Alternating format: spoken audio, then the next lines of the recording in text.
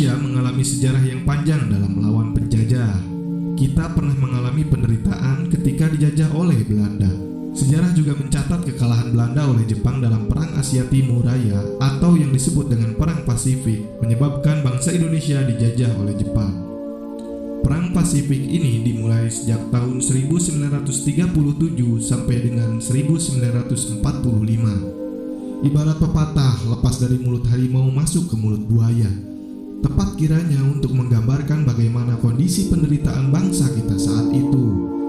Penderitaan akibat kebijakan tentara Jepang terhadap bangsa Indonesia yaitu sebagai berikut. Pelaksanaan kerja paksa.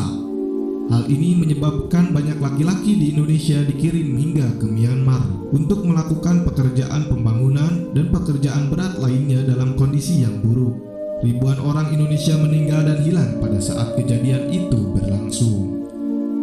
Pengambilan paksa. Saat itu tentara Jepang mengambil makanan, pakaian, dan berbagai keperluan hidup secara paksa dari masyarakat Indonesia. Perbudakan paksa.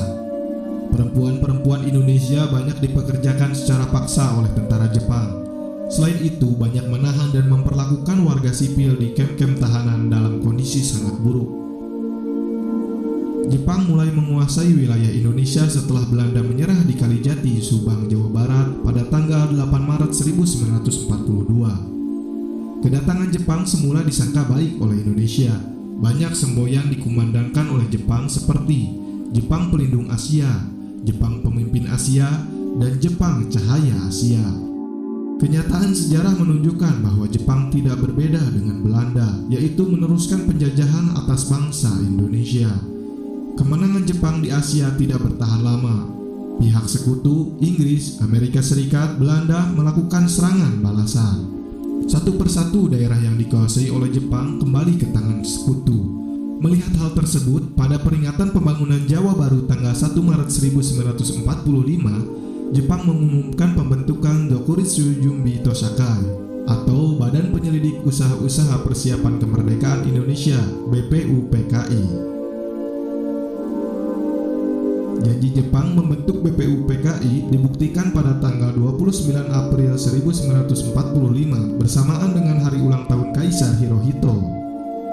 Secara resmi BPUPKI dilantik oleh Jepang dengan anggota yang berjumlah 62 orang, yaitu terdiri atas tokoh-tokoh bangsa Indonesia dan 7 orang anggota perwakilan dari Jepang. BPUPKI diketuai oleh Dr. Rajiman Widyodiningrat, sementara itu wakilnya adalah Raden Panji Suroso dan Ichibangase Yoshio. Ketua dan wakil ketua BPUPKI dilantik pada tanggal 28 Mei 1945. BPUPKI mengadakan sidang sebanyak 2 kali sidang resmi dan 1 kali sidang tidak resmi. Sidang resmi pertama dilaksanakan tanggal 29 Mei sampai dengan tanggal 1 Juni 1945 membahas tentang dasar-dasar negara. Sidang kedua berlangsung tanggal 10 sampai dengan tanggal 17 Juli 1945 membahas rancangan Undang-Undang Dasar. Sejak berkuasa di Indonesia, Jepang dengan segala cara menguras kekayaan dan tenaga Indonesia.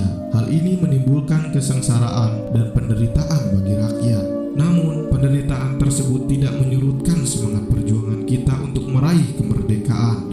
Berbagai upaya dilakukan bangsa Indonesia dengan menyusun barisan dan bersatu padu mewujudkan kemerdekaan yang dicita-citakan.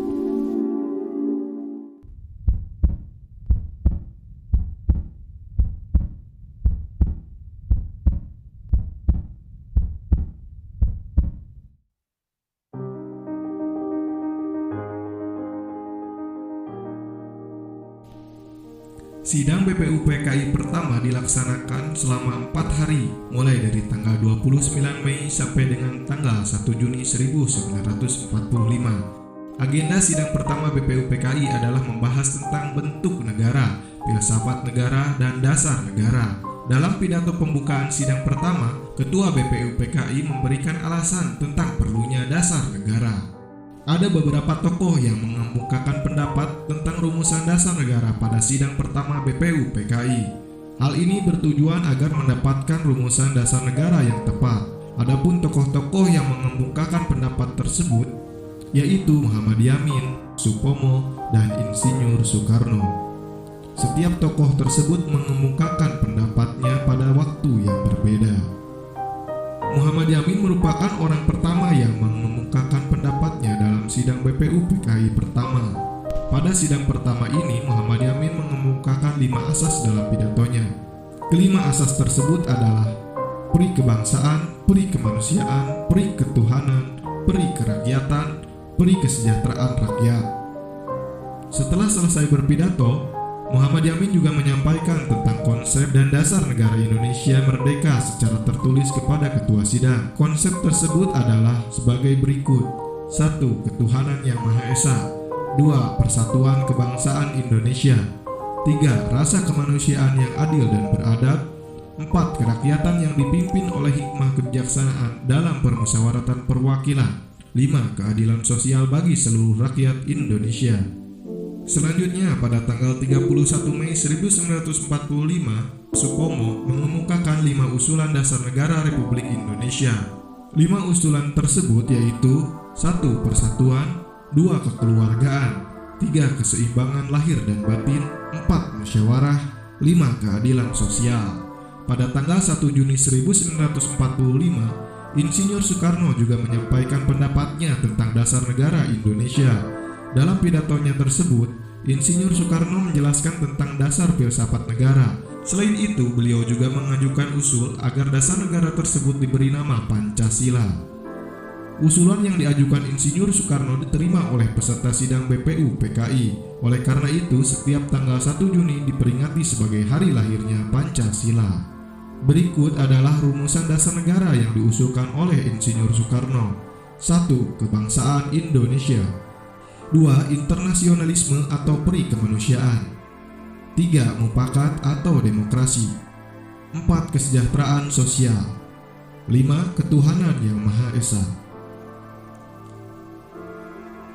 Pada tanggal 1 Juni 1945, dalam sidang pertama BPUPKI juga terdapat beberapa tokoh lain yang berpidato.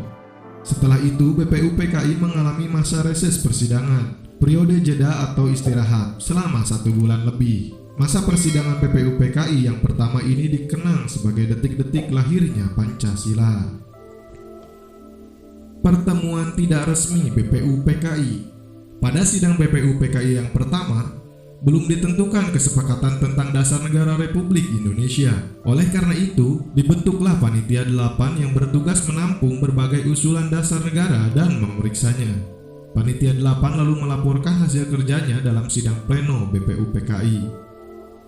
Selanjutnya, Panitia 8 mengadakan sidang atau pertemuan tidak resmi dengan anggota BPUPKI yang tinggal di Jakarta. Dalam sidang ini dibentuklah Panitia 9. Panitia tersebut dinamakan Panitia 9 karena anggotanya terdiri atas 9 orang.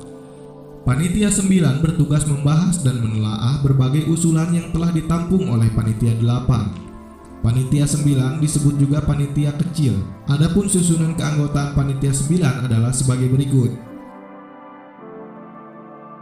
Pembentukan Panitia 9 bertujuan untuk menjembatani perbedaan antara golongan nasionalis dan golongan Islam tentang rumusan dasar negara bagi Indonesia merdeka. Setelah melaksanakan perundingan dengan 4 orang wakil golongan kebangsaan dan 5 orang wakil golongan keagamaan, pada tanggal 22 Juni 1945, Panitia 9 mencapai kesepakatan luhur. Selain itu, Panitia 9 juga menyusun naskah yang akan digunakan sebagai teks proklamasi. Namun, naskah tersebut menjadi rancangan pembukaan hukum dasar Undang-Undang Dasar Negara yang dikenal dengan nama Piagam Jakarta atau Piagam Center. Istilah Piagam Jakarta tersebut dikemukakan oleh Muhammad Yamin. Insinyur Soekarno menyebutnya dengan Muqaddimah. Sedangkan Sukiman Wirjosanjoyo menyebutnya Gentleman's Agreement. Sidang BPUPKI kedua. Sidang BPUPKI kedua berlangsung tanggal 10 Juli sampai 17 Juli 1945. Agenda sidang BPUPKI kedua adalah membahas tentang bentuk negara, wilayah negara, kewarganegaraan, rancangan undang-undang dasar, ekonomi dan keuangan, perbelanjaan negara, serta pendidikan dan pengajaran. Pada sidang kedua ini dibentuk beberapa panitia. Salah satunya adalah Panitia Perancang Undang-Undang Dasar yang diketuai oleh Insinyur Soekarno.